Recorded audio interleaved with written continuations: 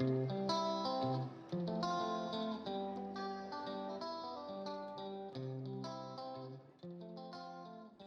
저기 문태강 위원장님, 한국새생명복지단 수원시 우리 노인복지위원회 맡아주셔서 감사합니다. 예, 어쨌든 이 우리 파란 천사에 대해서 정확히 아셔야 또 활동하시는 데 또 도움이 되고 그러니까 오늘 기왕이면은 이 영상 촬영을 통해서 자세하게 좀 설명을 해드리고 그렇게 해서 실제 복지를 펼쳐나가는데 도움이 좀 되었으면 좋겠습니다. 네, 많이 가르쳐 주십시오. 예. 지금 저희 재단이 설립된 지는 15년 됐습니다. 2007년 7월 27일에 세종문화회관 세종홀에서 창립 기념식을 가지고 출범을 했습니다. 15년 동안 다양한 사업들을 많이 해왔습니다. 희귀나 질병 아이들 치료비 지원하는 사업이 핵심 사업이고, 그 다음에 노숙자들, 바로 홀로 사는 이 쪽방촌 어르신들, 다문화 가족, 심지어 저희 군부대 위문 공연까지 다양하게 펼쳐온 그런 복지를 15년 동안 지금 계속 해왔습니다. 근데 이 재단을 설립할 때 저희가 단순히 일회성에 전달하는 물품 전달이나 형식적인 지원을 하기 위해서 이 재단을 설립한 건 아닙니다. 2006년도에 제가 우리 사회 이 사각지대를 봤을 때 우리 사각지대에 어려운 사람들이 너무 많이 있는 그 모습을 직접 보게 됩니다. 서울시 사대문 안에 고층 빌딩만 있는 것 같지 않습니까? 그런데 그 이면에는 쪽방촌이라는 게 있더라고요. 쪽방촌 정말 냉난방 시설도 안 되는 아주 열악한 그런 환경에서 이 독거 어르신들이 갖다주는 이 물품만 받으면서 이게 생활하는 이 모습이 너무 안타까웠고요. 그리고 서울역, 영등포역 이런 지역에 가면은 노숙자들이 즐비하더라고요.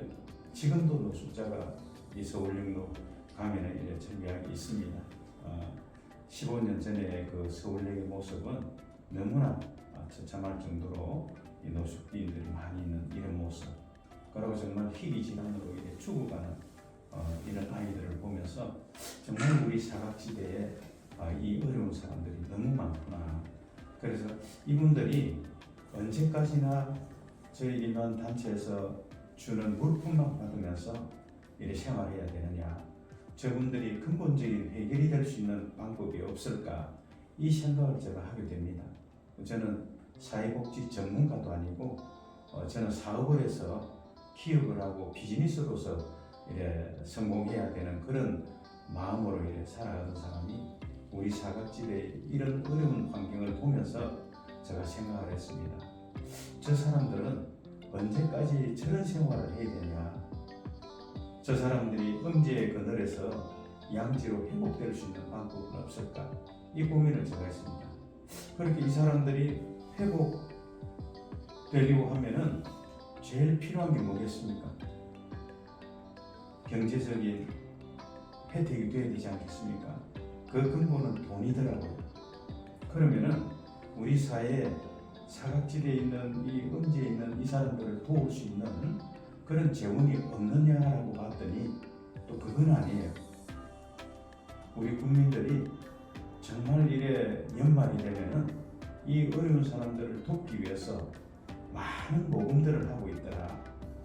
뿐만 아니라 매월 이런 큰 NGO를 통해서 만원, 2만원, 3만원 후원하는 국민들이 상당히 많아서 이 규모가 천문학적인 숫자로 매년 모인다는 걸 제가 봤습니다. 대한민국에는 수많은 단체들이 있더라. 이 단체의 숫자가 한두 개가 아니고 수만 개의 단체가 있다는 걸 제가 직접 확인을 했습니다. 그 가운데서도 TV 방송을 통해서 모금을 하는 대형 NGO들이 단체들이 많이 있습니다. 우리가 흔히들 잘 아는 월드비전, 굿네이버스, 세이브 더 칠드런 이런 국경 없는 의사회 이런 등등의 많은 이런 단체들이 활동을 하고 있습니다. 국내에서 초록우산도 있고 상당히 많지 않습니까? 이런 단체들이 실질적으로는 방송을 통해서 우리 어려운 환경에 처해 있는 사람들을 소개하고 이렇게 모금하는 금액도 상당한 금액이더라. 그 대형 NGO의 한 단체가 지난해 1년에 모금한 돈이 거의 3천억 가까운 돈을 모금을 했더라고요. 그러면 한 단체가 그 정도의 금액인데 대한민국의 수만 개의 단체에서 모으는 모금액은 얼마나 되겠습니까? 저희가 봉사하는 단체가 지역에 시, 도, 심지어 구, 동까지 이렇게 조직을 가지고 있는 단체들이 대한민국에는 많이 있습니다. 그 단체 회원들이 회비를 내면서 이렇게 활동을 하면서 어려운 사람을 돕는 이런 모습까지 있더라. 그래서 연말에 온 국민들이 모금하는 그 금액들을 각 단체에 주는 걸 계산을 해보니까 천문학적인 숫자가 나오더라는 얘기죠. 그 금액이 1, 2조 원이 아니에요. 그리고 이런 어마어마한 천문학적인 숫자가 하나로 모여서 이 수혜자들에게 직접적으로 선택적으로 지원이 된다면은 우리 음지에 있는 사람들이 얼마든지 회복이 될 수 있겠다라는 제가 생각을 했습니다. 가능하시지 않겠습니까? 금액이 천문학적인 숫자에 실제로 꼭 도움이 필요한 사람들에게 한 사람 한 사람 선택해서 이분들에게 필요한 걸 지원해서 회복을 시킨다라고 하면은 얼마든지 국내에서 우리 국민들이 모금하는 금액만으로도 충분히 회복을 할 수가 있겠다 이 생각을 했습니다. 그래서 2007년도에 제가 생각을 했습니다. 지금 많은 단체로부터 무수히 흩어져가 있는 이 모금액과 이런 형성이 되는 재원들을 하나로 결집을 한다면은 그 금액은 상당히 많은 금액으로 실질적으로 수혜자를 체계적으로 발굴해서 선택적으로 민간 차원에서 지원한다면은 이분들이 얼마든지 회복할 수 있는 가능성이 있다. 그래서 제가 생각했습니다. 이 사람들을 돕자. 제가 가능성이 보였습니다.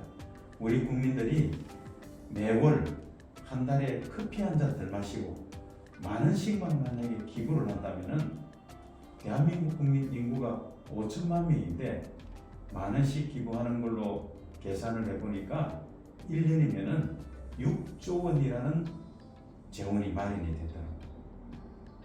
근데 100%라는 건 없으니까 저 생각으로는 그 당시에 50%만 기부를 끌어낸다 하더라도 3조 원이라는 재원이 되겠다라는 생각을 했습니다. 그래서 저는 이런 사회활동을 하면서 사업을 하던 사람이라 저 삶의 철학을 하면 된다면 포기는 없다. 실질적으로 사업을 하면서도 끊임없이 하면 된다라는 이 철학으로 해왔기 때문에 제가 직접 나서서 이 50%의 국민들이 만 원씩 후원하는 이 구조를 만든다라고 하면은 얼마든지 이분들을 회복할 수 있는 가능성이 있겠다라는 생각을 했습니다. 그래서 이 꺼져가는 삶의 희망이 없이 이 꺼져가는 이 생명들을 살리고 정말 이래 절망에 빠져 있는 저 사람들에게 새로운 생명을 부여하는 새로운 삶을 새 희망을 주는 이런 일을 한번 해봐야 되겠다. 그래서 새 생명을 주는 복지재단을 만들어야 되겠다. 그래서 꺼져가는 생명을 살려서 새로운 생명을 주어서 새로운 삶을 희망을 갖고 살아갈 수 있도록 새 생명을 주는 복지재단을 만들어서 직접 한번 나서봐야 되겠다. 이 생각을 갖게 됩니다. 그래서 새 생명을 주는 복지재단, 그래서 한국 새생명 복지재단이라는 이름으로 2007년 7월 27일 날 세종문화회관 세종홀에서 이 단체를 창립을 해서 출범을 하게 됩니다. 그때는 사실 상당히 의욕을 갖고 실제 충분히 이 모금을 통해서 펼친다라고 하면은 되겠다는 확신을 가졌습니다. 많은 정도야 외지가라면 다 참여하지 않겠냐. 범국민 캠페인만 제대로 한다면은 충분히 가능성이 있지 않겠나라는 생각으로 했습니다. 근데 그건 참 제가 너무 단순하고 순진한 생각이었다는 것을 제가 실제 1년 동안 모금을 전개해 보면서 어렵다는 걸 제가 느꼈습니다. 왜냐면은 우리가 쉽게 많은 쉽게 기부하지 않겠느냐 이렇게 생각을 했는데 실제 후원을 안내를 하고 많은씩 모금을 참여하려고 이렇게 나섰더니 거의 외면하고 심지어 이래 아는 사람한테도 많은 이래 후원해서 우리 동참하자고 했을 때 대부분의 사람들은 참여보다는 외면하는 이런 모습이더라고요. 그래서 한 1년 동안에 사실 혼자서 이 재단을 이 단체를 설립을 했으니까 사무국을 만들어야 되고 직원들도 두고 운영을 해야 되니까 운영에 필요한 재원들이 많이 들어갈 거 아닙니까? 그리고 어차피 복지를 하고 봉사를 한다고 했으니까 이게 이런 봉사 저런 봉사 돕는 걸 진행을 하려고 하니까 그 역시 비용이 들어가지 않겠습니까? 그래서 혼자서 후원되는 금액 없이 혼자서 지원을 하면서 1년을 해봤습니다. 해보니까 밑 빠진 독에 물 붓기더라고요. 혼자서 하는 건 한계가 있고 근본 목적은 모금을 이끌어내서 국민들의 모든 참여를 일으켜서 많은 재원을 마련해서 이 어려운 사람을 도와서 회복시켰다는 그런 생각을 했는데 1년을 해보니까 그 뜻을 못 이루고 혼자서 하는 것은 가능성이 없다라는 그런 판단이 있었습니다. 그래서 1년 정도 하면서 이걸 계속해야 될지 말아야 될지 하는 갈림길에 서더라고요. 그래서 저는 그 당시에 사업을 작은 사업체지만 사업을 하면서 뜻을 세워서 이 일을 하면서 양쪽으로 일을 보면서 일을 해왔는데 실제 지금 이 복지의 뜻을 제가 생각했던 대한민국의 모든 어려운 사람들을 다 회복시키기 위한 그 일을 하기 위해서는 여기에 몰입을 해서 세상 일을 다 내려놓고 이쪽 일만 해야 되겠다. 그렇게 해도 될까 말까 하는데 사업을 하면서 내가 이렇게 곁다리로 이 복지를 한다는 것은 불가능하다는 생각을 했습니다. 그래서 저는 결심을 하게 됩니다. 이 가족들의 좀 도움을 받아서 응원을 받아서 실제 하고 있는 이 사업들 다 내려놓고 실제 세상 일은 다 내려놓고 이 복지로 이렇게 제가 올인을 하게 됩니다. 사실 제가 복지가 전문가도 아니고 오로지 어려운 사람을 회복시키고 구제해야 되겠다는 그 생각 때문에 이쪽 일을 선택하게 되었습니다. 그리고 2007년 7월 27일 날 창립기념 때 제가 내빈들 앞에 했던 얘기가 있습니다. 제가 이 단체를 설립해서 만 10년이 되는 해에는 대한민국 사회복지의 모든 문화가 이 한국신생명복지재단을 통해서 이루어질 수 있도록 만들어 놓겠다고 제가 이제 개회사에서 인사말에 공약을 했습니다. 그런데 그렇게 하다 보니까 제가 뱉은 말에 대한 책임도 좀 져야 되겠다라는 그 생각까지 들었습니다. 그래서 제가 하는 일 다 내려놓고 이 한국신생명복지재단에 모입을 하게 됩니다. 그 실제 이제 여기 이제 이 한국신생명복지재단을 전적으로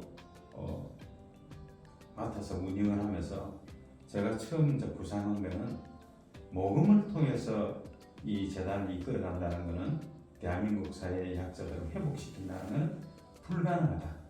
그래서 제가 구상을 한 게 저는 사업가니까 우리 생활 속에서 자동으로 재원이 마련돼서 이 어려운 사람들을 지원할 수 있는 이 시스템을 만들어야 되겠다. 그렇게 해야만이 이 회복에 가능한 구조가 되지 후원을 이끌어내서 한다는 것은 불가능하다. 그래서 대한민국에 수만 개의 단체가 있지만 이 단체들이 각 단체에서 많은 모금을 해서 어려운 사람을 돕는다고 하지만 전체적인 회복은 안 되더라는 얘기죠. 그래서 저는 후원이 아니라 실질적으로 우리 생활 속에서 재원이 자동으로 마르지 않는 샘물처럼 쏟아지면서 이 어려운 사람을 도울 수 있는 재원 마련, 이 구조를 만들어야 되겠다라는 생각을 했습니다.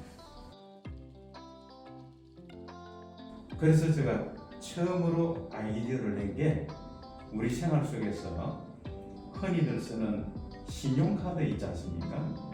대부분의 요즘 다 신용카드들 다 쓰실 겁니다. 근데 이 신용카드를 쓰고 있는데 이 여러 군데의 이 카드사에서는 사실 매출이 올라가고 기업의 수익이 되려면은 카드를 사용하는 회원이 많이 있어야 되지 않습니까? 근데 이 기업에서는 카드 회원을 유치를 많이 하려고 하지만 그게 쉽지가 않더란 얘기죠. 그래서 그때 제가 착안을 했습니다. 기업에다가 이 카드 회사들에게 제가 제안을 합니다. 요즘은 소비자에게 혜택을 많이 준다고 해서 카드 회원으로 등록하지 않는다. 그래서 의미가 부여된 카드를 한번 만들어 보면 어떠냐라고 제가 제안을 합니다. 소비자가 소비 생활을 하면서 자동으로 어려운 사람을 도울 수 있는 이런 구조의 카드를 한번 만들어 보면 어떻겠냐라고 해서 기부천사 카드를 만들 것을 제안을 한번 해봤습니다. 근데 그 카드를 롯데카드사에서 너무 의미가 좋다. 우리가 한번 해보겠다. 이렇게 된 겁니다. 그래서 롯데카드에서 저희가 제안했던 기부천사 카드를 만들게 됩니다. 한국새생명복지재단 기부천사 카드 이렇게 만들어서 그 카드사하고 MOU를 맺기로 소비자가 사용하는 매출 금액 0.2%를 저희 재단으로 기부하는 걸로 그렇게 해서 협약을 맺었는데 이게 성공한 겁니다. 한 3개월 정도 아마 이래 하면서 이 카드 회원이 10,000명, 20,000명, 막 30,000명이 늘어나는데 상당히 히트를 쳤어요. 그래서 그 당시에 롯데에서도 다양한 카드가 있었는데 카드 종류가 그 가운데 이 기부천사 카드가 상당히 히트를 친 그런 기록으로 남았다라는 얘기도 제가 들었습니다. 그래서 이 카드를 쓰게 되면 0.2%가 매월 25일이면 자동으로 기부가 되는 겁니다. 그래서 저는 얼마나 감사하겠습니까? 한 달에 한 번씩 사실 후원받기 어려운데 매월 25일 날 이 카드가 기부천사 카드가 존재하는 이상에는 매월 25일이 되면 자동으로 재원이 들어오는 이 구조가 완성이 된 겁니다. 그때 제가 확신을 가졌습니다. 되는구나. 우리 생활 속에서 얼마든지 재원을 마련할 수 있는 구조를 만들 수가 있겠다. 이렇게 이제 판단을 한 거죠. 그래서 거기에서 제가 확신을 가집니다. 됐다. 이 카드로서 한번 성공한 이 사례를 가지고 계속 이어나가면 되겠다. 물론 카드사에서도 마르지 않는 샘물처럼 돈이 나오지만 이건 0.2% 나오는 금액이 미미한 금액이지만 미미한 금액이기 때문에 제가 구상하는 뜻을 이루기 위한 금액은 아니니까 단지 이 카드로 인해서 성공을 했다는 그 의미가 저한테는 크게 와닿는 겁니다. 그래서 저는 또 다른 생각을 합니다. 또 아이디어를 또 내게 되는 거죠. 그때 새로운 아이디어를 낸 게 1년에 금액으로 따지면은 한 1,000억 정도의 재원이 될 겁니다. 그 1,000억 정도의 재원이 마련될 수 있는 아이디어를 또 냅니다. 근데 이 아이디어가 또 성공을 합니다. 이 새로운 아이디어가 1년에 한 1,000억 정도의 재원이 마련될 수 있는 이런 아이디어를 냅니다. 근데 이게 또 성공을 합니다. 해보니까 물론 이 사업이 쉬운 사업은 아니었지만 그래도 제가 낸 아이디어가 완성이 되면 1년에 1,000억 정도의 재원이 마련될 수 있는 이 아이디어를 냅니다. 우리 생활 속에서 약간의 어떤 환경만 이래 바꾸어서 움직이면은 1년에 1,000억 정도의 재원이 마련될 수 있는 이 아이디어를 냈는데 이게 성공을 해요. 처음에는 어려웠지만 시간이 갈수록 확산이 되고 나중에는 다 완성이 되면은 1,000억 정도의 재원이 마련될 수 있는 이런 아이디어였습니다. 이게 그냥 서서히 되면서 잘 되는 환경이 되면서 서울시에 아예 사회적 기업 지정도 받고 서울역 영등포역에 있는 노숙자들 일자리 창출도 일으키고 그래서 그 당시에 할 때는 한 30평 정도의 작은 사무실이었는데 이 일이 잘 됨으로 인해서 100평짜리 규모로 키워서 옮기게 됩니다. 정말 잘 됐어요. 이 잘 되는 걸 보면서 저는 복지가 제가 구상하는 일이지 이 수익 사업에 제가 전념하려고 했던 게 아니지 않습니까? 그래서 이게 어느 정도 된다라는 이 기반이 되면서 제가 이 사업은 수익 구조의 사업이니까 담당자를 별도로 두어서 그 업무를 맡겼습니다. 그래서 두 사람을 설정을 해서 이 업무를 맡겼는데 그게 이제 실패의 원인이 됩니다. 이 수익 구조의 사업이다 보니까 이 두 사람이 매일같이 이렇게 기부되는 이런 모습, 기부를 통해서 기금이 마련되는 이 아이디어다 보니까 상당히 의미가 좋고 와닿으니까 이분들이 사심이 생긴 거예요. 그래서 이 한국새생명복지단을 통해서 같이 뜻을 이루고 저를 도와주는 게 아니라 이게 보니까 뭐 돈이 되고 이러니까 결국에 이 사람들이 제가 낸 아이디어 이 내용을 들고 나가버린 거예요. 어느 날 출근을 하니까 사람이 없습니다. 컴퓨터와 모든 정보를 가지고 나가버렸습니다. 그러니까 나가서 저희 재단 이름을 팔아서 한국 새생명 이래가지고 개인 사업을 하고 있는 겁니다. 그때 제가 얼마나 절망에 빠졌는지 정말로 제가 꿈꾸는 이상을 위해서 쫓아가는데 제가 낸 이 아이디어를 가지고 가버리고 다른 데 가서 개인 사업을 했을 때 제 그 실망감은 어마어마하지 않겠습니다. 그래서 사실 이 사람들을 통해서 5년을 제가 마음고생을 하면서 바닥으로 추락을 합니다. 이 재원이 마련될 수 있는 이 기반을 쌓아가다가 이 두 사람이 이 내용을 갖고 나가는 그 가운데 제가 엄청난 힘든 과정을 겪습니다. 물론 이 사람들은 나가서 자기네들을 합리화를 하기 위해서 저 같은 이 일을 하는 걸 자기네들이 들고 나가서 자기는 명분을 쌓아야 되니까 송창익이는 아주 그 사기꾼이라고 이 사업을 좋은 일에 쓴다는 그 빙자해가지고 좋은 일을 안 해서 우리가 나와서 일을 합니다. 이렇게 그 업계에다는 이야기를 해놓은 거예요. 그래서 그 업계 사람들이 저를 갖다가 처음에는 몰랐습니다. 포기를 했어요. 가지고 나갔으니까 그럼 나는 그만두겠다. 이렇게 했는데 어느 날 보니까 그 업계에서 저에 대한 안 좋은 얘기가 나오고 그래서 제가 확인을 해봤더니 이 사람들이 나가서 저희 재단 이름을 팔아서 그런 모습을 하고 있는 거예요. 그래서 이걸 바로잡기 위해서 제가 5년을 쫓아다니면서 그 업계에 직접 쫓아다니면서 이 사업을 또 했어요. 안 할 수가 없어가지고 이 사람들 때문에. 그러면서 이 명예를 회복시키기 위해서 쫓아다니면서 애를 썼는데 그 명예회복은 한 번 실추된 명예회복은 쉽지가 않더라고요. 그래서 그 가운데 얼마나 마음 상처를 받았겠습니까. 그랬지만 굴하지 않고 열심히 했습니다. 그래서 또 아이디어를 내는 거예요. 그 2,000원짜리 사업은 그 두 사람을 통해서 실패하고 또 다른 아이디어. 이거는 1년에 한 5,000원 정도의 재원이 마련될 수 있는 이 아이디어를 냅니다. 그런데 이것도 시작이 좋았습니다. 해보니까 이게 또 제가 생각한 방향대로 또 되는 거예요. 실질적으로 제가 낸 이 아이디어는 정말 기발한 아이디어입니다. 그런데 이게 또 어느 정도 잘 되는 형성이 되니까 나중에는 이 같은 업종에 있는 일반 영리업체들이 저희가 낸 아이디어를 모방을 하기 시작하고 또 그 아이디어에 준해가지고 방송을 하고 이런 구조가 되다 보니까 저는 선한 모습으로 좋은 일을 해보겠다고 시작한 게 결국에 업체들의 영리로 인해서 제가 하는 사업을 이루지 못하고 또 실패를 합니다.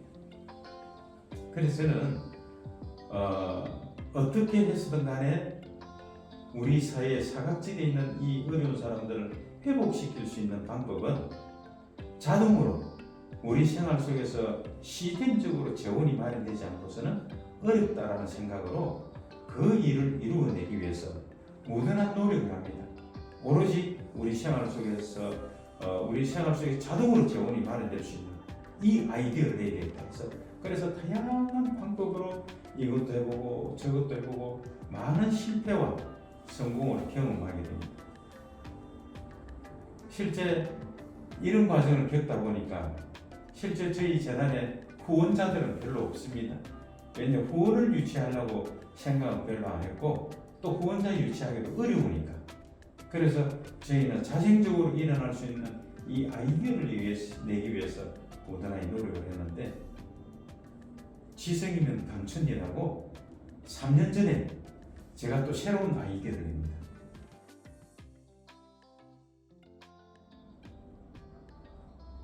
이 아이디어가 성공을 합니다. 이 아이디어는 1년에 1조 원 이상의 재원이 마련될 수 있는 이 아이디어를 냅니다. 기발하지 않습니까? 그래서 이 아이디어를 내서 시뮬레이션을 이래 돌려봤습니다. 돌려보는데 되는 거예요. 이게. 기가 막히게 되는 거예요. 제가 낸 이 아이디어는 대한민국이 존재하는 이상 마르지 않는 식물처럼 영원히 나온다. 영원히. 정말로 기발하지 않습니까?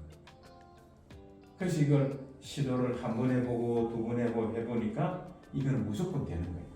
그래서 제가 그 되는 확신을 보고 이제 이 낸 아이디어를 더 이상 다른 사람한테 뺏겨서는 안 되겠다. 그래서 이 아이디어를 이제 되는 걸 확인하고 감췄어 이제. 더 이상 나는 실패하지 않겠다. 그래서 제가 낸 이 아이디어를 숨겼습니다. 숨기고 때가 되었을 때 내가 노출을 시켜서 범국민운동을 일으켜서 우리 사각지대에 있는 어려운 사람들을 돕는 재원으로 쓰겠다. 그래서 그 동안까지는 숨겨놓겠다. 이렇게 해서 아예 숨겼습니다. 예. 그러면서 저는 이제 생각을 했죠. 이제 됐구나. 이제 재원 마련에 대한 걱정은 안 해도 된다. 1년에 조 단위 이상의 재원이 들어온다면 얼마든지 제가 꿈꾸는 걸 할 수가 있다. 그래서 재원 마련에 대한 걱정은 안 해도 되겠다. 이렇게 해서 제가 그러면은 이 나오는 이 재원을 어떻게 하면은 지역에 있는 사각지대에 어려운 사람들을 발굴해서 이 어려운 사람들이 체계적으로 나올 수 있도록 도울 수 있을 것이냐, 이걸 이제 구상을 하게 됩니다. 제가 직접 우리 재단에서 대한민국 구석구석을 다니면서 도울 수는 없지 않습니까? 예, 그래서 제가 생각한데 대한민국을 행정구역을 펼쳐놓고 보니까 시, 군, 구, 동단위까지 나누어진 게 행안부에 등록된 숫자가 3,500개더라고요. 그리고 주민자치센터, 동사무소가 전국에 있는 숫자를 보니까 3,000개가 돼요. 그래서 제가 생각합니다. 그러면은 각 동네마다 저를 대신하고 저희 재단을 대신해서 사각지대에 있는 어려운 사람을 발굴하고 이 사람들에게 필요한 것을 끊임없이 지원할 수 있는 봉사 조직을 3,000개를 만들어야 되겠다. 이 3,000개의 지역위원회, 그래서 이 3,000개는 위원장 1명에 운영위원 20명, 그래서 21명 이상으로 된 조직을 3,000개를 만들어서 복지를 실현해야 되겠다. 이렇게 이제 구상을 했습니다. 그렇게 해서 이 3,000개의 위원회를 만들어 놓고 지원하려고 보니까 우리 사회는 지역에만 어려운 사람이 있는 게 아니고 전문성을 가진 분야, 직능별로 어려운 사람들도 또 많이 있더란 얘기입니다. 요즘 소상공인들이 아주 어렵지 않습니까? 이 코로나 전국으로 인해서 상당히 어려움을 겪는데, 그래서 이 소상공인을 돕는 소상공인위원회, 또 문화예술 분야의 위원회, 뭐 다양한 직능별로 해가지고 70개 분야를 만들어야 되겠다. 70개 분야. 그래서 한 분야를 전국의 도시별로 하나씩 세워서 100개의 위원회를 만들어야 되겠다. 위원장 1명에 20명 이상의 운영위원으로 조직된 100개의 위원회를 만들겠다. 그래서 이게 70개 분야니까 7,000개가 되더라고요. 그래서 아까 말씀드린 3,000개의 지역에 3,000개의 위원회와 70개 분야에 7,000개의 위원회 합치면 몇 개입니까? 10,000개가 되죠. 그래서 이 10,000개의 조직을 짜서 대한민국 복지를 완성을 해야 되겠다. 이렇게 제가 정리를 했습니다. 그래서 위원장 1명에 20명의 운영위원이 되면은 결과적으로 10,000개의 조직이 다 되었을 때 21만 명이라는 임원으로 구성된 위원회가 우리 사각지대에 있는 어려운 사람들을 직접적으로 관리하고 도울 수 있는 이 구조로 만들어서 완성하겠다. 이렇게 이제 계획을 세웠습니다. 가능하겠죠? 대한민국에 21만 명의 실질적으로 어려운 사람을 보고 도울 수 있는 봉사자가 체계적으로 지원할 수 있는 봉사자가 있고 재원이 끊임없이 그 사람들을 도울 수 있도록 지원을 한다면 원장님 가능성이 있지 않겠습니까? 가능성이 있겠죠. 예. 그래서 제가 그렇게 해야 되겠다. 이렇게 이제 구상을 하고 3,000개, 7,000개, 10,000개의 조직을 짜자. 그렇게 해서 코로나 전국의 작년 말고 2020년도에 그 계획을 다 세웁니다. 그래서 그 계획을 다 세우고 나서 이게 10,000개의 위원회 조직을 만들어야 되는데 10,000개 만들기 쉽겠습니까? 어렵겠습니까? 쉽지 않죠. 10,000개 조직 짠다는 거 사실 불가능하더라고요.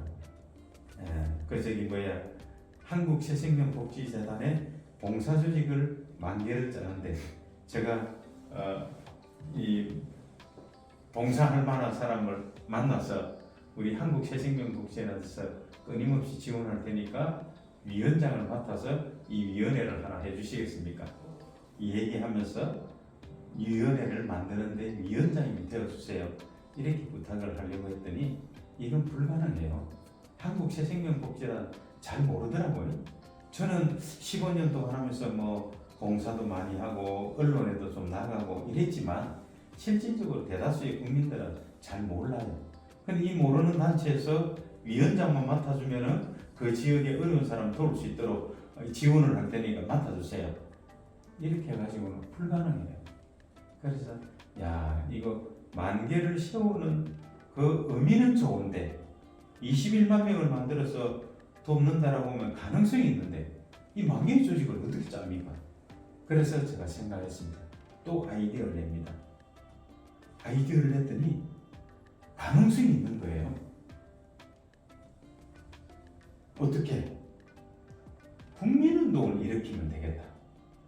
한 사람 한 사람이 이렇게 위원장이 돼가지고 위원회 세운다는 것은 불가능하지만 국민운동을 일으켜가지고 전개를 한다면은 이 가능성도 있겠다는 생각을 했습니다. 그래서 그럼 어떻게 국민운동을 일으킬 거냐 이 생각을 해봤습니다. 그래서 국민운동을 일으키겠다라고 생각을 하고 보니까 저희는 복지지 않습니까? 그래서 이 복지를 놓고 제가 생각을 해봤습니다. 그 생각을 해봤더니 우리나라 국민들은 말입니다.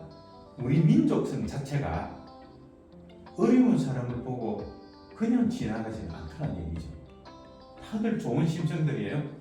만약에 어려운 사람이 눈에 보이면은 내가 돕지 않고 그냥 가면은 마음이라도 아픈 이런 모습이더란 얘기죠. 그러면서 연말이 되면은 아까도 말씀드린 많은 단체에서 모금 활동을 합니다. 그럼 대부분의 국민들이 소액이라도 기부하고 작년에 사랑의 온도계 100도시 이상 다 넘어갔다 그러지 않습니까? 모든 국민들이 가능한 모금에 참여하는 그런 심성을 가졌다는 거예요. 그런데 그 가운데서도 자기 신분을 밝히지 않고 익명으로 기부하는 사람들이 있어요. 그런 사람 보셨죠? 예. 그 익명으로 기부하는 사람들을 우리가 뭐라고 부릅니까? 원장님. 기부천사. 맞습니다. 기부천사, 천사라는 표현을 쓰지 않습니까? 그래서 제가 생각해요. 천사라는 의미 너무 좋다. 방송에서는 얼굴 없는 천사라고 보도하고 맞다. 천사운동을 일으켜야 되겠다. 대한민국 국민 모두가 천사 같은 심성으로 변할 수만 있다면 대한민국 사회가 변할 수도 있겠구나. 천사운동을 하자. 이제 이렇게 제가 생각을 했습니다. 천사운동을 하면은 100% 된다는 확신을 또 얻었어요. 어디서? 천사의 반대말은 뭡니까? 악마. 악마죠? 맞습니다. 악마예요. 악마라는 단어는 정말 안 좋은 거지 않습니까? 그런데 대한민국 국민 모두가 한때는 악마가 된 적이 있어요. 우리 원장님도 악마가 된 적 없습니까? 악마가 된 적이 별로 없는 것 같은데. 예. 2002년도에 월드컵이라는 이슈가 터졌지 않습니까? 그 한일 월드컵 기억나시죠? 그 월드컵이 이슈가 됐을 때 대한민국 국민 모두가 악마라는 이름, 붉은 악마라는 이름으로 빨간 티셔츠를 입고 광장으로 뛰쳐나온 적이 있어요. 기억나시죠? 맞아요. 예, 그때 모든 국민들이 한일 월드컵에 이겨야 된다는 그 응원을 하는데 다른 이름도 다 있는데 악마라는 이름을 썼어요. 그죠? 붉은 악마라는. 그러니까 월드컵 이슈 하나만 나라도 악마가 되어도 좋으니 이기고 보자고 광장으로 결집해서 뛰쳐나오고 외친 적이 있지 않습니까? 그래서 그걸 생각하면서 제가 확신을 얻었습니다. 맞다. 월드컵이라는 이 이슈로도 악마도 되는데 우리가 하는 이 선행이 제대로만 국민들에게 알려질 수만 있다면은 천사운동은 이건 무조건 된다는 확신을 가졌습니다. 가능성이 있지 않겠습니까? 그래서 제가 천사운동을 일으키자. 천사가 되어주세요. 이렇게 이제 외쳐서 만들어 보려는데 근데 그냥 천사가 되어주세요 이러니까 뭔가 빠진 것 같아요. 그래서 제가 또 아이디어를 냅니다. 저희 재단을 설립을 할 때 목적과 가치가 뭐라고 생각하십니까? 아까 제가 말씀드렸습니다. 사각지대에 있는 사람들을 예, 도와주고 예, 그런 예. 그러니까 이 사각지대에 있는 사람들을 저희들이 도와서 삶의 희망이 없는 사람들에게 새 생명을 불어넣어주겠다 그랬지 않습니까? 그래서 저희 재단의 가치는 생명 존중의 가치를 두고 이 단체를 만들었습니다. 그래서 제가 이 한국 새생명복지재단이라는 이름을 지으면서 재단의 로고를 만들어야 되잖아요. 이 로고를 만들 때 로고 컬러를 기왕이면은 생명을 표현할 수 있는 컬러로 만들어야 되겠다 이 생각을 했습니다. 그래서 생명을 표현할 수 있는 컬러가 뭘까라고 고민하면서 봤더니 이 우주 만물을 덮고 있는 컬러가 파란색이더란 얘기죠. 그래서 제가 파란색을 놓고 보니까 청결하고 깨끗하고 생명력의 의미를 부여해도 되겠다는 생각을 했습니다. 그래서 저희 재단의 로고 컬러는 15년 전에 파란색을 썼습니다. 그래서 파란색의 의미를 생명을 표현한 이 컬러로 썼는데 이번에 천사운동을 하면서 이 파란색을 덧입혀봤습니다. 그랬더니 뭐가 되죠? 파란 천사가 되더라고요. 예, 그래서 이 파란 천사라는 이름으로 주변을 물었습니다. 너무 좋다는 거예요, 파란 천사. 예, 그래서 파란 천사라는 이름이 태동이 되었습니다. 그래서 제가 이제 생각을 했죠. 이 모든 봉사 조직에 이 봉사자들을 파란 천사라는 이름으로 부르자. 그래서 대한민국의 모든 국민들이 파란 천사가 되도록 국민운동을 펼쳐야 되겠다. 이제 이렇게 결심을 한 겁니다. 그래서 파란 천사 운동으로 대한민국의 지역위원회 3,000개를 만들고 전문성을 가진 분야 직능별로 7,000개를 만들어서 대한민국 복지를 완성하겠다. 그래서 파란 천사 운동이 태동이 되고 시작되게 된 겁니다. 그래서 실제 이제 본격적으로 된 거는 작년 초입니다. 작년 초에 이렇게 막 얘기를 했는데 처음에 파란 천사 위원장이 되어달라고 파란 천사 위원회 맡아달라고 했을 때 잘 됐겠습니까? 잘 안 됐겠습니까? 안 되겠죠. 잘 안 되겠죠? 맞습니다. 대부분 다 잘 안 돼. 그게 어떻게 되겠냐라 이름은 좋지만 그거 되겠냐라고 이야기를 하더라고요. 사실 잘 안 됐어요. 처음에 파란 천사 위원장이 되어달라니까 아이고 뭐 그 내 바쁜데 무슨 파란 천사 위원장이냐고 그러고 파란 천사를 소개하면서 제가 대한민국 국민이 이렇게 만 개의 조직을 만들어 도울 겁니다 그랬더니 아이고 이사장님 꿈은 좋습니다. 이상은 좋은데 현실은 그거 되겠어요? 다 안 된다고 이렇게 부정적으로 이야기하더라고요. 그래서 저는 아까 제가 말씀드렸잖아요. 제 삶의 철학은 포기는 없고 하면 된다. 그래서 제가 또 생각을 했습니다. 그냥 얘기해서는 이게 안 되니 달리 방법이 없을까라고 고민을 하면서 또 아이디어를 냅니다. 그 아이디어가 뭐냐면은 저희는 한 15년 동안 이 일을 해오다 보니까 많은 기업체들로부터 물품을 후원을 많이 받습니다. 그래서 이 후원받은 물품들은 우리가 직접적으로 수혜자들에게 나눠줄 수 있는 물품도 있고 또 이제 수혜자들한테 줄 수 없고 그냥 일반적으로 우리가 써야 될 그런 물품들이 있어요. 왜냐면 이게 노숙자나 우리 독거 어르신들은 먹는 거, 입는 거 이런 거 좋아하지 않습니까? 그런데 먹는 것도 정상적으로 유통되는 제품을 사서 드려야 되지 않겠습니까? 그죠? 근데 기업에서 기부받는 것들은 뭐 화장품도 나오고 뭐 얼굴에 마스크 팩도 나오고 실제로 우리 수혜자들이 사용하기 조금 어려운 이런 제품들도 나옵니다. 그리고 유통기한이 임박한 제품도 나오고 그래서 이런 제품 기부받아서 수혜자도 나눠지지만 우리가 일반적으로 저희 재단을 알리는데도 활용도 한단 말입니다. 그래서 제가 생각을 했습니다.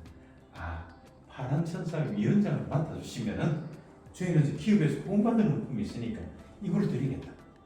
이걸 뭐 100만 원이 됐든 200만 원이 됐든 드릴 테니 우리 위원장님이 이 물품을 어려운 사람 직접 나눠주기도 하고 그러고 우리 파란천사 알리는데 좀 사용을 해줘서 홍보도 좀 해주고 이렇게 해달라고 물건을 줬어요.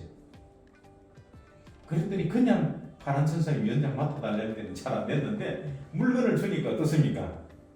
맞죠. 예, 뭔가 생기니까 이제 한 명, 두 명 이래 하려고 그러더라고요. 그래서 한 사람, 두 사람, 10명 이렇게 막 줬어요. 줘가지고 한 20명까지 물건을 줬는데 저희는 드리는 이유가 뭡니까? 파란천사를 알리기 위해서 물품을 드렸지 않습니까? 그리고 알려서 다른 분들도 좀 이렇게 초대해달라고 드렸는데 이분들이 그냥 물건만 가져가고 소식이 없어요. 파란천사를 알려야 되는데 소식이 없어. 그래서 이 시행착오로 된 거. 이거 물건 들여서 이래 좀 알려주고 이랬으면 좋겠는데 물건만 가져가고 전혀 소속감과 책임감이 없는 거예요. 그래서 제가 생각했습니다. 시행착오다 이거. 그래서 이걸 어떻게 책임감과 소속감을 갖고 할 수 있는 방법이 뭘까? 이렇게 고민을 했는데 그게 회비제도더라고요. 실제 임원이나 회원들은 회비가 있어야 되겠구나. 그래서 제가 이제 회비제도를 이제 구상을 하게 돼요. 그럼 회비를 금액을 얼마를 정한 거냐? 그래서 금액을 정하면서 최소의 금액, 부담이 없는 금액으로 계획을 세우다 보니까 우리가 쉽게 말해 시중에서 커피 한 잔 마셔도 10,000원은 있어야 되지 않습니까? 그래서 일반 회원들은 회비 10,000원, 그리고 실질적으로 집행부에 들어와서 봉사를 운영위원은 20,000원, 그리고 이 집행부를 끌어가는 리더, 위원장은 30,000원. 그래서 10,000원, 20,000원, 30,000원의 회비 제도를 뒀습니다. 그렇게 해서 안내를 했더니 원장님 잘 되겠습니까? 안 되겠습니까?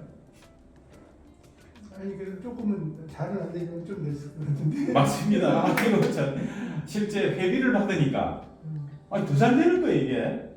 10,000원이면 30,000원. 그리고 원인을 보니까 위원장으로 임명장을 받는 분들이 이제 차별성이 있는 거예요. 내가 그래도 이제 회원하고 위원장은 이 회비되는 제도에서부터 벌써 달라지는 모습이 되는 거예요. 그러다 보니까 이게 20명, 30명 되고 처음에 그냥 했을 때보다는 훨씬 낫더라고요. 근데 이게 이제 소문이 나니까 이제 위원장 받으면 내가 물건 좀 나눠주고 홍보하고 이래라고 드리잖아요. 여기도 조금 소문나니까 사람들이 더 많이 와요. 근데 이것도 실패가 되더라고요. 왜냐면 헛수가 있어요. 저희가 이제 드리는 물품에 대해서 또 이 물품 받고 싶어 하는 사람들이 실제 이래 회비 낼 마음도 없으면서 저희는 이제 회비를 뭐 본인한테 직접 돈을 받는 게 아니고 CMS라 해서 은행으로 자동 이체되는 구조를 해서 만들었어요. 그 신청서를 쓰면 한 달 뒤에 은행으로 자동으로 이체되도록 이렇게 하는데 이걸 받아놨는데 물건 받아가신 분이 한 달 출금도 되기 전에 은행 가서 해지버리는 사람이 생기더라고요. 얼마나 제가 실망했겠습니까? 그게 시행착오더라고요. 그래서 이 헛수가 있구나. 실제로 봉사의 뜻이 있는 게 아니라 다른 데 뜻이 있는 분들이 오는 걸 보고 제가 생각을 했습니다. 이게 나는 필요한 게 실질적으로 어려운 사람을 도울 수 있는 봉사자도 필요한데 이렇게 돼서는 안 되겠다. 그렇게 해서 사람을 구분해서 위원장으로 위촉을 해야 되겠다 해서 구분 짓는 방법을 또 아이디어를 내게 되었습니다. 그래서 이 구분 짓는 방법을 해보려니까 진짜 봉사할 사람을 찾자. 그러기 위해서 생각해낸 아이디어가 입회비를 받아야 되겠다. 10,000개의 조직을 만드는데 위원장을 우선 먼저 뽑는데 이 위원장은 임원이지 않습니까? 임원으로 들어오면서 책임감을 좀 가질 수 있도록 입회비를 뒀습니다. 그래서 그 입회비 금액 정하는데도 제가 고민을 많이 했습니다. 그래서 이 금액이 우리가 쉽게 말해서 요즘 뭐 아는 지인들 경조사에 참여하면은 축의금 조의금을 내도 10만 원은 내더라고요. 그래서 그럼 10만 원으로 정하자. 그래서 뭐 아는 지인한테 가도 10만 원 내는데 그래도 내가 봉사하기 위해서 등록하는 입회비 10만 원 정도는 봉사할 사람이라면은 내면서 참석하지 않을까 해서 10만 원으로 입회비를 정했습니다. 그렇게 했는데 처음에는 걱정했어요. 누가 10만 원 내고 또 이 봉사에 참여할까 이렇게 생각을 했는데 잘 됐겠습니까? 할 사람은 하고 맞습니다. 많이는 못좀 하더라고요. 근데 대박이 났어요. 10만 원 받으니까 더 잘 되는 거예요. 제가 깜짝 놀랐어요. 막 100명, 150명 막 늘어나는 거예요. 아니 돈 받으면 더 안 될 텐데 어떻게 잘 될까 하고 이래 원인 분석을 해봤더니 10만 원 입회비를 받으니까 실제로 헛수들 봉사의 뜻이 없는 사람은 참여를 안 하더라고요. 근데 10만 원 내는 사람은 진짜 봉사할 사람이 들어오는 거예요. 그렇죠. 그러다 보니까 이분들이 제가 가진 이 얘기를 다 듣더니 이건 이 시대에 꼭 이루어져야 될 내용이라고 그분들이 생각하는 겁니다. 같이 저와 뜻을 같이 동조하다 보니까 이분들이 이제 밖에 나가서 알리기 시작하는 거예요. 이거 진짜 해야 된다. 이 파란천사 운동은 국민운동이 되어서 우리 사각지대에 있는 이 양극화를 회복시켜야 된다. 이렇게 해서 이분들이 말씀을 전하기 시작하는 거예요. 그러다 보니까 이게 확산이 빠른 속도로 늘어나더라고요. 그러니까 이게 3월달 뭐 250명, 4월달 되니까 한 350명 정도 되더라고요. 4월말 되니까. 350개의 위원회가 만들어진 거예요. 제가 놀라지 않겠습니까? 그래서 제가 작년에는 코로나라 서로 대면을 못했지 않습니까? 그래서 제가 5월달에 비대면으로 줌 화상회의를 열었습니다. 그러면서 우리 임원들한테 제가 외쳤습니다. 기왕이면은 5월달이니까 5자 숫자에 맞춰서 500명의 위원장들을 다 세웁시다라고 제가 외쳤어요. 5월 말이 됐습니다. 500명 넘었겠습니까? 넘겠습니까, 원장님? 됐을 것 같은데. 맞습니다. 500명이 훌쩍 넘었어요. 제가 얼마나 감동을 했겠습니까? 하자고 외쳤지만 저는 안 될 줄 알았어요. 그런데 실제 500명이 훌쩍 넘었습니다. 그래서 제가 확신을 가졌죠. 이제 된다. 이 파란천사 운동은 무조건 된다. 그래서 제가 생각을 했습니다. 이제 됐으니 공식적인 발대식을 가져야 되겠다. 파란천사 발대식. 이렇게 발대식을 가지려고 먼저 구상을 했습니다. 이 발대식을 하는데 기왕이면 천사의 의미를 부여할 수 있는 날짜를 선택해서 그래서 저는 의미를 부여하고 싶었습니다. 그래서 달력을 펼쳐놓고 천사의 의미를 부여할 수 있는 날짜를 봤더니 있더라고요. 원장님 며칠이겠습니까? 천사의 의미를 부여할 수 있는 날짜. 천사의 1004 맞습니다. 1004 10월 4일. 예, 맞습니다. 10월 4일이 천사의 의미를 부여할 수 있겠더라고요. 잘 아시네요. 그래서 제가 10월 4일 날 공식 발대식을 하는 걸로 하고 제가 우리 위원장님한테 외쳤어요. 기왕이면 우리 10,000명으로 세우십시다. 10,000명이 되어서 우리가 저기 세종문화회관 아예 세종문화회관에서 대대적으로 우리 발대식을 하십시다라고 제가 외쳤어요. 근데 열심히들은 했지만 그거는 제가 희망사항이지 실제 거기까지는 가겠습니까? 그렇지만 10월 4일이 되어서 1,400개 정도의 위원회가 만들어졌어요. 1,400개의 위원회가 어마어마한 겁니다. 이게. 작년 초에 시작해가지고 한 10개월도 안 돼, 8, 9개월 만에 1,100몇 개의 위원회가 만들어졌다는 것은 이건 대단한 거예요. 그래서 저는 세종문화회관에서 막 이래 대대적으로 한번 해보려고 했는데 작년에 코로나가 있었지 않습니까? 코로나 때문에 사람을 못 모이게 하니까 결국에 못하고 또 이제 저희가 요 관할 본부가 있는 데가 여기 성북구니까 성북구청 강당에서 하려고 계획을 했어요. 근데 그것도 4명 이상 집합금지가 되니까 결국에 못하고 저희 재단 이 세미나실에서 화상회의로 전 세계 저희가 이제 세계에도 나가 있으니까 아프리카 뭐 저기 아프리카 남수단 캄보디아 뭐 이런 데로 전부 다 줌 화상으로 발대식을 했습니다. 그렇게 10월 4일 날 발대식을 하면서 제가 이제 확신을 가졌죠. 1400개의 위원회가 만들었으니까 이건 무조건 된다. 그래서 제가 이제 구상을 하기로 10월 4일은 이제 파란천사 기념일이다.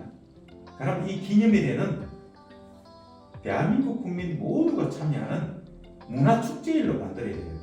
문화축제. 지금 대한민국 국민 모두가 참여하는 문화축제일 있습니까? 없습니까?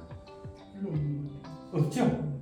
지방자치단체 자체 축제는 있어도 대한민국 국민이 한날에 참여하는 문화축제일은 없습니다. 그래서 제가 10월 4일 날 파란천사의 기념일에 대한민국 국민 모두가 참여하는 문화축제일로 하자. 문화축제 행사를 펼치면 되겠다. 이렇게 생각했습니다. 저희는 가능해요. 왜냐하면 아까 직능별로 70개의 분야를 만든다 그랬잖아요. 그 가운데 10개의 분야가 문화예술 분야입니다. 대중음악인위원회, 뭐 가수위원회, 연극위원회, 뭐 공연위원회, 국악위원회, 뭐 이래 전시위원회 등등등등으로 해가지고 10개 정도의 분야가 문화예술 분야입니다. 그럼 아까 제가 한 분야가 전국에 100개의 위원회를 만든다 그랬지 않습니까? 그럼 100개면 10개의 분야면 몇 개의 위원회입니까? 1000개의 위원회죠. 그럼 대한민국의 구석구석 저희 파란천사 문화예술 분야의 위원회가 1000개가 있다는 겁니다. 그럼 이 1000개 위원회에서 10월 4일 날 일시적으로 문화축제 행사를 펼치면은 대한민국 국민이 모두가 참여하는 문화축제 행사가 될 것이다. 이렇게 제가 확신을 가진 거죠. 그래서 우리 국민 모두가 참여하는 문화축제일로 만들자. 10월 4일은 그렇게 이렇게 구상을 했습니다. 그래서 지금 이제 2022년도니까 지금 뭐 올해 5월, 지금 우리가 이제 5월 벌써 오늘이 5일이네, 그죠? 그래서 지금 한 2,000개의 위원회가 넘어섰습니다. 뭐 위원장이 아닌 운영위원까지 하면 지금 2,000한 몇백 명이 됩니다. 그러니까 상당히 지금 빠른 속도로 지금 확산이 되고 있고요. 그래서 금년 연말까지 지금 계획은 연말이 아니라 10월 4일까지 목표는 10월 4일까지 10,000명의 위원장을 다 뽑자. 뭐 이런 계획입니다. 근데 사실 그게 가능성이 있어요. 지금 우리 2,000명의 위원장이 있으니까 이 위원장님들이 1인당 3명, 4명씩만 위원장 추천하면은 한 명씩만 추천해도 2,000명이 한 명씩 하면 또 2,000명이 4,000명 아닙니까? 이 4,000명이 또 한 명씩 추천하면 8,000명이고 그럼 금방 10,000명 되지 않겠습니까? 그죠? 이 10,000개의 위원회가 다 만들어지면은 재단에서는 이제 본격적으로 TV 방송을 할 예정입니다. 방송을 통해서 국민들한테 알리려고 해요. 이제 10,000명의 조직이 전체 전국에 만들어졌으니까 이제 방송 캠페인 광고를 통해서 우리 국민 모두가 파란천사 회원이 되자는 캠페인 광고를 할 거예요. 그럼 그때는 저는 우리 국민들이 구름대처럼 몰려올 거라고 생각합니다. 좋은 일에 참여하겠다. 그럼 지금은 뭐 방송 내면 구름대처럼 몰려오면 저기 감당이 안 돼요. 그런데 전국에 이제 10,000개의 위원회가 갖춰지면은 그 지역에 계시는 분들은 그 위원회에다 다 이제 연결시켜 줘버리면은 다 일이 완성이 되니까. 그래서 10,000명의 조직의 대표들이 다 만들어졌을 때 그때 방송을 하고 또 우리 10,000명의 위원장님들은 파란천사 조끼를 입고 그 지역에서 봉사활동을 펼쳐야 됩니다. 그럼 그 지역에서 10,000명의 위원장님들이 자체적으로 봉사하죠. 매일같이 캠페인 광고 나오죠. 이러면은 일정한 시간이 되면은 우리 국민들 파란천사 모르는 사람 있을 거예요, 없을 거예요? 대부분 다 알 거 아닙니까? 그죠? 아마 대한민국 국민들이 파란천사가 한국새생명복지원에 지원을 받아서 어려운 사람을 돕는 봉사조직이라는 건 아마 매지간한 분은 다 알 거예요. 그렇게 되었을 때 제가 이제 지원을 해야 되지 않습니까? 제가 감추어놓은 거 하나 있죠? 1조 원의 재원이 나올 수 있는 물주기를 제가 숨겨놨다 그랬지 않습니까? 그래서 이 10,000개의 조직, 10,000명의 위원장이 다 세워지고 그 밑에 20명의 위원회, 운영위원회 세워져서 전체가 21만 명의 조직이 다 완성이 되었을 때 그때 제가 이 재정 지원을 할 수 있는 물줄기를 털려고 합니다. 방송과 언론을 통해서 공개적으로 제가 발표를 하려고 해요. 우리 생활 환경에 이 부분만 전환을 시키면은 1조 원에 넘는 재원이 마련이 되어서 대한민국의 우리 파란천사의 위원회를 통해서 사각지대에 있는 어려운 사람들을 끊임없이 지원을 해서 회복시키는 일을 할 수가 있다라고 제가 방송을 내보낼 겁니다.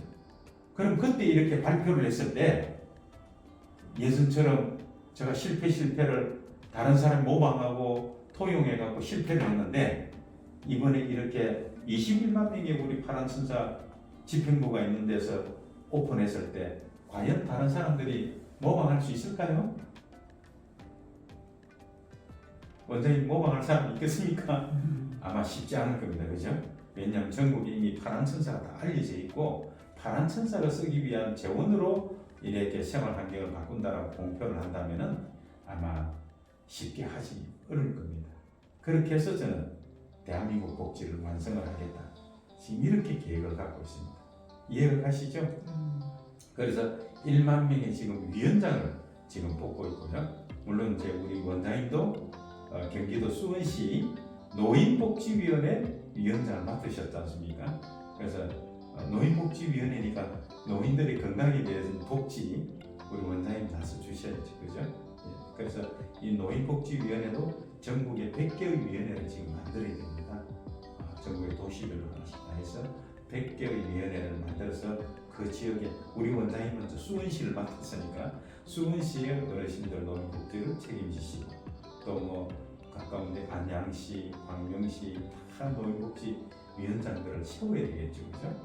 네, 이렇게 확산을 지금 해 나가서 대한민국 복지를 완성하겠다 이런 계획을 지금 갖고 있습니다. 이해가시죠? 예. 하여튼 뭐 우리 원장님께서 좀 이래 많이 도와주셔서 대한민국 복지 빠른 시간에 완성할 수 있도록 전국에 이래 연관되신 아시는 분들 봉사의 뜻이 있는 분들이 있으면 다 추천해 주십시오.